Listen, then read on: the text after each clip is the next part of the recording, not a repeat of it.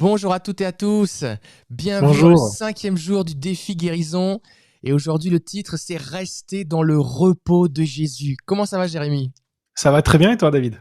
Quand on parle de... Ça va bien aussi, quand on parle de la foi, on veut vraiment se reposer dans la foi de Jésus. Des fois, on pense que il faut faire beaucoup d'efforts, tout ça. C'est Et, vrai. euh, j'espère que vous restez dans la foi de Jésus. Merci pour les Mhm. témoignages que vous nous partagez. On est bénis de voir tout ce que vous faites, les exploits que vous réalisez. Et on s'attend encore aujourd'hui à ce que vous puissiez voir la gloire de Dieu. Et on croit vraiment que vous allez être bénis. Alors Jérémy, le verset du jour aujourd'hui, le voici.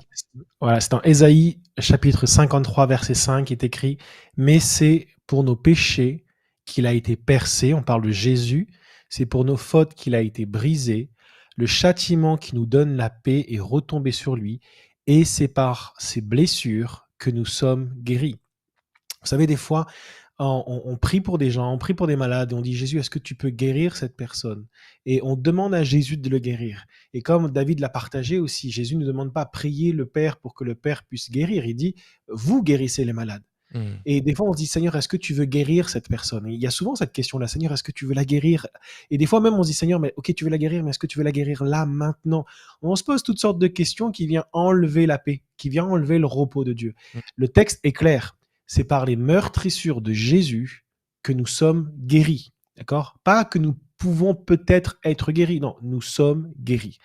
Et je crois qu'il y a cet appel de Dieu, cet appel à rester dans le repos de Dieu. Et des fois, on peut se dire: oui, mais comment on fait pour rester dans le repos de Dieu? Est-ce que je dois juste ne pas penser, déconnecter mon cerveau? Non, non. Pour rester dans le repos de Dieu, il faut être conscient de la volonté et de ce que Jésus a accompli. Et en fait, quand vous avez besoin de rester dans le repos de Dieu, il faut juste réaliser ce qui s'est passé. C'est par les meurtrissures de Jésus que nous sommes guéris. Donc Jésus a déjà guéri dans le monde spirituel. Je suis dans le repos et j'ai juste à appeler cette réalité à se manifester dans le corps du malade. Et c'est comme ça qu'on reste dans le repos. Hmm. Parce que tout a été accompli. Jésus va dire dans Jean chapitre 19, verset 30, à la croix, avant de rendre l'âme, avant de partir, avant de remettre son esprit entre les mains du Père, il va dire: tout est accompli. Et vous savez, c'est important de le réaliser parce que il n'a pas écrit presque tout est accompli. Il n'a pas dit une partie est accomplie. Tout est accompli. Donc, là aussi, je suis dans le repos de Dieu. Là aussi, si tout Hmm. a été accompli, il y a plus rien à faire. Vous savez, il y a un moment donné, dans un de mes lives, j'avais partagé sur un live qui s'appelait Le Tout est accompli de Jésus. Et dans un moment de prière, j'ai noté ce que je crois avoir reçu de Dieu, de Jésus, du Père. Je les avais notés. Et j'avais dit: attention, c'est pas la parole de Dieu, mais c'est ce que j'ai ressenti ce que Dieu m'a, je crois, mis sur mon cœur. Je l'ai noté, je l'ai partagé, que j'aimerais relire ici. Et concernant le tout est accompli, Jésus, avant de faire le live, Jésus, qu'est-ce que tu désires dire aux personnes qui sont sur ce live? Et Jésus m'a dit: il n'y a rien à ajouter ou à enlever lorsque j'ai proclamé tout est accompli. Il dit: dis-leur que ce n'est pas les manquements, leurs manquements ou leurs faiblesses qui viendront diminuer mon tout est accompli. Comprenez cela? Écoutez-moi bien, tu n'as rien à ajouter au tout est accompli de Jésus. Il Hmm. n'y a rien à faire. Tout est déjà fait.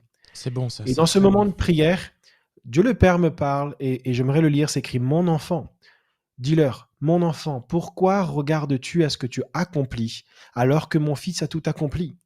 Tu ne peux pas remplir ce que mon fils Jésus a déjà rempli et fait déborder. Hmm. Cette grâce est disponible. Amen. Pourquoi cherches-tu à accomplir des choses alors que je te demande simplement de boire à cette eau vive? Hmm. Je ne peux pas te remplir de cette grâce si tu te remplis d'accomplissements ou même de paroles dévalorisantes. Tu es mon Hmm. enfant et je te demande de croire que le tout est accompli de Jésus est pour toi et laisse-toi remplir de cette grâce. Et je crois que c'est ça le repos de Dieu, de réaliser que c'est par les meurtrissures de Jésus que nous sommes guéris. Jésus a dit: tout est accompli. Et Hmm. parce que je crois en ces réalités-là, alors je peux demeurer dans le repos de Dieu. Mm. Ça, c'est vraiment bon. Et le repos, des fois, les gens vont dire, ben là, si je suis dans le repos, est-ce que ça veut dire que je dois rien faire? Est-ce que ça veut dire que je dois juste dormir et dire, Seigneur, bénis tous les malades? Vous savez, comme les petits qui, on leur dit de rendre grâce pour le repas, merci pour les frites, Seigneur, bénis tous les malades, Amen. Est-ce que c'est cette attitude un petit peu, on va dire, passive? Eh bien non, en fait, il y a un repos proactif. C'est-à-dire que c'est un repos intérieur. Intérieurement, je n'essaye pas de produire un effort, de produire quelque chose de spirituel parce que c'est Jésus qui a déjà tout accompli. Moi, je fais juste communiquer, relâcher. Mais en même temps, je dois passer à l'action. Je ne sais pas si vous avez vu aujourd'hui, j'ai mis mon gilet du Grand Raid, la Diagonale des Fous, le Grand Raid 2018. Alors, je n'ai pas couru le Grand Raid, pas du tout, d'accord? Moi, je ne suis pas un sportif à ce point-là. C'est quoi le Grand Raid? Le Grand Raid, alors c'est une course. C'est une course qui dure 168 km dans les montagnes, dans le volcan de la Réunion, qui fait quasiment le tour de l'île, d'un côté à l'autre. Et il y a 10 000 mètres de dénivelé ascendant et 11 000 mètres de dénivelé descendant, quelque chose comme ça. Donc c'est extrêmement difficile. Les plus rapides mettent, je pense, 24 heures ou 48 heures pour le faire. Il y en a qui mettent 3 jours, il y en a plein qui abandonnent. Enfin, c'est terrible. C'est une course qui est très, très, très difficile. Et moi, j'ai été bénévole, en fait, là, une année, en 2018. Et donc, j'étais dans une tente, quelque part à la montagne. Je coupais des oranges, des pommes, on servait du café, on servait des jus vitaminés, tout ça pour les coureurs. Et en fait, ce que je voulais vous dire, c'est qu'avec Jérémy, on est un petit peu là. Vous êtes en train de faire ce qui, pour certains, est comme la course de votre vie. Ça vous semble un gros défi, ça vous semble quelque chose comme une grosse montagne à gravir. Mais peu importe les coureurs, peu importe leur niveau, de toute façon, on peut arriver en haut de la montagne un pas à la fois. Un pas à la fois. Et nous, on est un petit peu là pour vous encourager. On est là pour vous guider. Ce chemin dans cette course, il est balisé, tout ça. Et puis nous, on est là pour vous donner du ravitaillement. Tous les jours, on vous donne du ravitaillement. On vous donne les oranges, on vous donne la vitamine, on vous donne le boost. On vous aide à rester hydraté de la parole de Dieu. Et on vous dit, mais Jésus est avec toi. Tu vas y arriver. Continue. Et là, je voudrais m'adresser à ceux qui peut-être sont en train d'être découragés et se disent, bah là, moi, ça fait 5 jours. J'ai prié que seulement pour 3 malades parce que je suis en retard. J'ai eu mes enfants, j'ai eu l'école, j'ai eu ci, j'ai eu ça à faire. Et puis là, je suis découragé. Est-ce que je vais y arriver? Est-ce qu'il ne faudrait pas que j'abandonne? Non, il faut continuer. Lisez les témoignages qu'on vous envoie. Regardez, Dieu est à l'heure. Persévérez, continuez, un pas à la fois, d'accord? Jésus est avec vous. Et aujourd'hui, on voudrait vous encourager avec ce verset aussi de Matthieu, chapitre 12. Ça nous dit, depuis l'époque où Jean-Baptiste a paru jusqu'à cette heure, le royaume des cieux se force un passage avec violence. Ce sont les violents qui s'en emparent. Il y a à la fois ce repos dont Jérémie a parlé, qui est ce repos de la foi, de croire que Jésus a tout accompli, mais en même temps, il y a cette notion qu'il y a une violence qui est là qu'il faut manifester. Cette violence, on la manifeste pas par rapport à Dieu, on la manifeste pas par rapport aux malades, on la manifeste par rapport à nous-mêmes.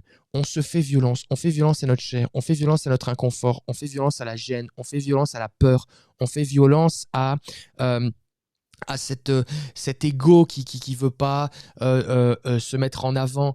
On fait violence à la fausse humilité qui dit non mais qui suis-je moi pour prier pour les malades. On fait violence à la paresse et on se dit Seigneur, je veux accomplir ta mission. Des fois les gens ont utilisé ce verset et dit oui, on fait violence et on va assaillir le trône de la grâce. Je ne sais pas si vous avez déjà entendu ce genre de prière. On assaille le trône de la grâce, Seigneur, on vient conquérant et on prie maintenant pour que tu changes d'avis. On n'a pas à changer d'avis, la vie de Dieu, d'accord? Donc, nous devons, lorsque nous prions, être dans le repos, mais en même temps, on doit être actif. Donc, on voudrait vous dire, et avant que j'aille vraiment sur qu'est-ce que ça veut dire être proactif, vous dire que Jérémy et moi, on en parlait avant d'enregistrer cette vidéo, on est passé par le chemin par lequel vous êtes actuellement. On a eu peur. On s'est posé la question, mais est-ce que ça va marcher? On s'est dit, mais est-ce que je vais oser prier pour telle personne qui a un cancer? Est-ce que je vais oser m'adresser à ce kyste pour qu'il fonde? Est-ce que je vais oser vérifier ce qui se passe? Est-ce que je vais oser prier encore? Est-ce que je vais oser prier encore? Ça fait déjà 6 fois que je prie et que rien se passe. Est-ce que je vais oser prier la 7e fois? Est-ce que je vais oser rappeler la personne pour lui demander mais comment ça va depuis qu'on a prié? On est passé par là. Et on sait que c'est pas évident. C'est pas évident pour la chair, mais ça vaut la peine. Ça vaut la peine. Et on veut vraiment vous encourager. Et je prie maintenant que ce gilet-là prophétise dans votre vie, que vous allez y arriver. Oui, peut-être, ça s'appelle la diagonale des fous. Peut-être que vous dites, votre chair vous dit, mais oui, mais vous avez l'air fou. Vous avez l'air fou. Dans Corinthiens, Paul dit que Dieu utilise les choses folles, mais folles pour Dieu. D'accord, folle pour les hommes, pardon, mais sage pour Dieu. Ça veut dire quoi? Ça veut dire, pour les hommes, ça semble fou de parler à un membre, ça semble fou de parler à un organe, ça semble fou d'appeler un nouveau rein à l'existence, ça semble fou de parler à une articulation, ça semble fou. Mais une fois que la personne est guérie parce que Dieu a manifesté sa puissance, alors c'est plus fou. C'était la foi.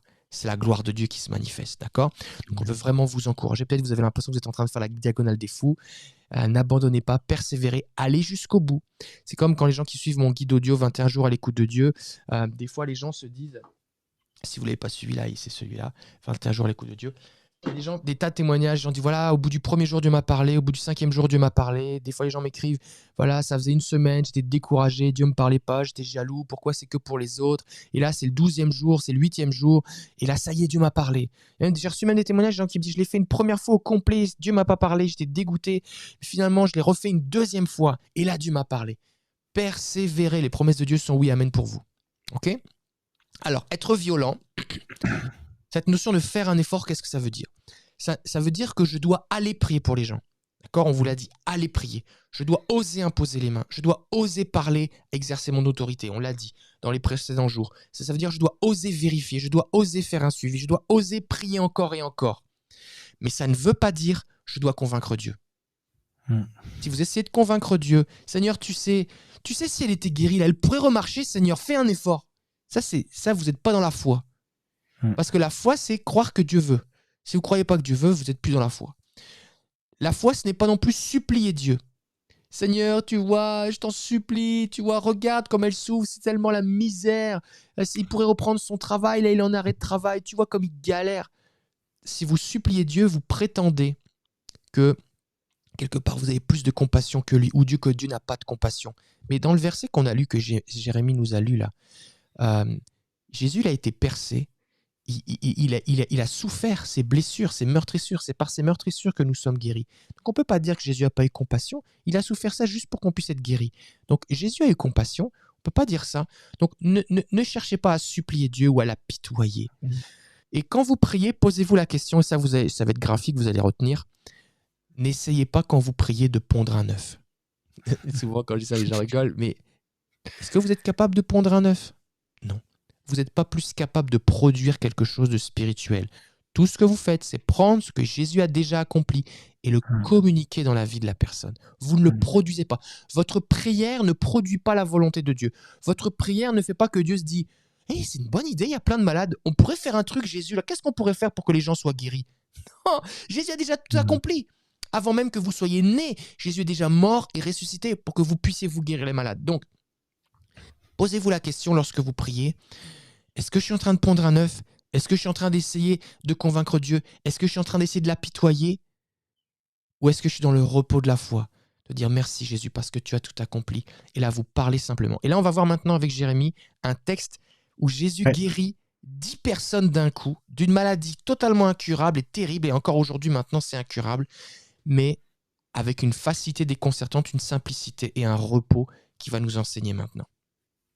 Et ça, alors, il est écrit dans Luc 17, versets 11 à 19. Alors qu'il se rendait à Jérusalem, Jésus longea la frontière entre la Samarie et la Galilée. À l'entrée d'un village, 10 lépreux vinrent à sa rencontre. Ils s'arrêtèrent à distance et se mirent à le supplier à haute voix. « Jésus, Maître, aie pitié de nous. » Jésus les vit et leur dit « Allez vous montrer au prêtre. » Et pendant qu'ils y allaient, ils furent guéris. L'un d'eux, quand il se rendit compte qu'il était guéri, revint sur ses pas en louant Dieu à pleine voix. Il se prosterna aux pieds de Jésus, face contre terre, et le remercia. Or, c'était un Samaritain. Alors Jésus dit, « Ils sont bien 10 qui ont été guéris, n'est-ce pas? Où sont donc les 9 autres? Ils ne se sont donc trouvés personne d'autre que cet étranger pour revenir louer Dieu. » Puis s'adressant à ce Samaritain, il lui dit, « Relève-toi et va, parce que tu as eu foi en moi, tu es sauvé. » Ce qui est incroyable dans ce texte déjà, c'est qu'on voit que ils s'arrêtèrent à distance. Donc Jésus ne leur a même pas imposé les mains, d'accord? Alors ils étaient à distance et Jésus va tout simplement dire allez vous montrer au prêtre. Jésus n'a pas fait de grandes déclarations. Jésus n'a pas se mis à dire ok là c'est quand même la lèpre là. À l'époque ils étaient considérés comme des impurs. Ils n'avaient pas le droit de s'approcher des autres. Donc ils se tiennent à distance et Jésus est pas là à essayer. Jésus est dans la paix. C'est comme si aujourd'hui quelqu'un vient vous voir et vous dit tout simplement écoute, va voir le docteur. Va voir le docteur juste pour... Et puis il s'en va et il est guéri, vous voyez. Donc il y a, bien sûr, on ne vous demande pas forcément de faire ça, mais mais j'aimerais attirer votre attention sur le fait que Jésus était dans un repos incroyable. Hmm. Il était dans la paix. Et vous savez, on l'a dit plusieurs fois depuis le début, c'est dans le calme et la confiance que sera votre force. Et on a du mal à imaginer qu'une force spirituelle viendrait dans le calme et dans la confiance. Hmm. Mais spirituellement, c'est vrai, quoi. On n'a pas à forcer les choses. Et plus vous allez être dans le calme, dans le repos, et plus vous allez voir la grâce de Dieu et la puissance de Dieu se manifester. Et c'est ce qui s'est passé pour le repos. Et on voit aussi que euh, il y a eu 10 autres qui ont été guéris, mais il y en a un seul qui vient voir Jésus. Il y a plusieurs choses qu'on pourrait dire sur cette réalité-là. Mais j'aimerais insister sur un point. Il y a des personnes qui vont être guéries et qui ne viendront pas vous voir. Hmm.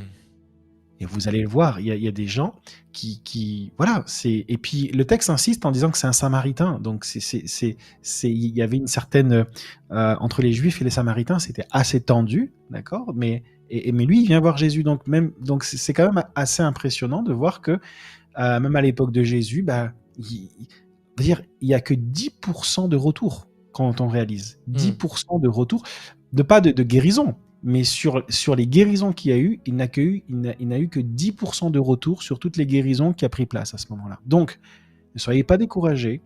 Et c'est ça aussi où on en parle depuis le début, c'est on insiste sur le fait de faire un suivi, de faire un vrai suivi, d'appeler les personnes, de savoir comment ils vont, qu'est-ce qui s'est passé. Et vous allez être étonné que les gens des fois vont vous dire « Oui, j'ai été guéri, ça va mieux, je devais t'appeler, j'ai oublié. Ça, c'est vrai, c'est exactement Ça, ça. c'est vrai. Ou Ça alors arrive les tout le gens temps. disent ah bah oui, c'est vrai, maintenant que tu le dis, je m'en étais pas rendu compte, mais j'ai plus mal. C'est ça. Nous, quand on fait des lives guérisons, on voit Dieu agir et quand on demande d'envoyer des témoignages, on sait que il y a certaines personnes qui n'en voient pas. C'est pas grave. Les gens ont vu dans le live qu'ils étaient guéris. Mais il faut juste s'habituer à ça et de se dire mais je sais que Dieu a accompli des choses. Peut-être je suis même pas au courant. Et priez aussi pour les non-croyants. Priez pour les non-croyants. Ne vous priez bien sûr pour les croyants, mais il y a des personnes pour qui ils n'ont jamais reçu la prière. Et quand vous allez déclarer les choses avec foi et tellement dans le repos de Dieu, tellement dans une paix, que ça va les déconcerter et ils vont dire ok, je vais le faire, parce qu'ils vont vous regarder en disant j'ai l'impression qu'il sait ce que je dois faire. Et ils vont vous suivre et ils vont dire ok, je vais faire ce que tu me demandes, et la personne va s'attendre. Il n'a pas de mauvaise conception, de faux enseignements, non. Il fait ce que tu demandes parce qu'il t'écoute, parce qu'il sait que tu es chrétien et que tu aimes Jésus, et il a confiance. Et vous allez voir des guérisons prendre place, et même des fois plus de guérisons avec les non-croyants. Donc allez-y, foncez. Vous savez, par rapport au repos de Dieu, j'avais donné une image dans un de mes lives où je disais on n'est pas des générateurs, mais on est des fils électriques. Et certaines personnes ne sont pas dans le repos de Dieu parce qu'ils sont là dans leur temps de prière comme s'ils étaient une batterie, des piles rechargeables. Ils sont en train de se charger par l'électricité de Dieu, et puis après ils vont se décharger. Et à un moment donné, ils disent oh là, j'ai plus rien, vite, il faut que j'aille me recharger.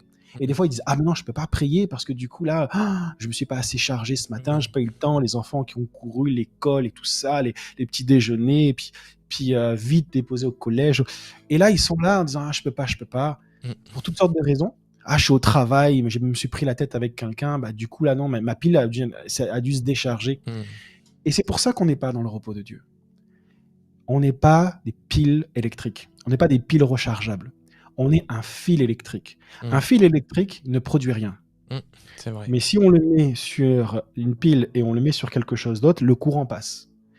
Et en fait, quand vous priez, vous posez votre main dans le royaume de Dieu, symboliquement. Vous posez votre main sur le malade et vous êtes juste un fil électrique. Le fil électrique ne peut pas se glorifier s'il n'y a que 10 watts qui passent ou 100 watts qui passent. Je ne m'y connais pas en courant, mais il n'a pas à se vanter de savoir quelle quantité de courant va passer, parce qu'il n'est que le transmetteur. Il transmet juste le courant.